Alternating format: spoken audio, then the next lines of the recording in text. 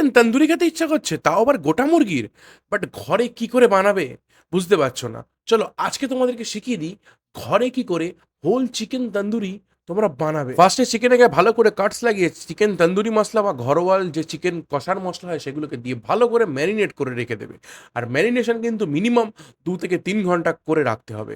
আর আদা পেঁয়াজ রসুন বাটাটা দিয়ে সেটা করে ভালো করে ম্যারিনেশন করবে। আর বেশি আদা পেঁয়াজ রসুন দেবে না, কেন কি বেশি মশলা চিকেন তন্দুরিতে একদম দেওয়া উচিত না।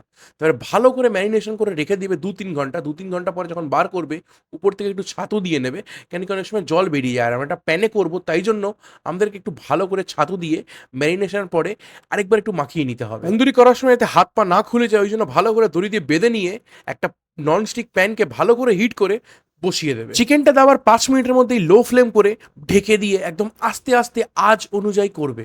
মিনিমাম 1 থেকে 1.5 ঘন্টা টাইম। আমি খাই চিকেন কাবাব। টাটা, বাই বাই, দেখা হচ্ছে নেক্সট ভিডিওতে।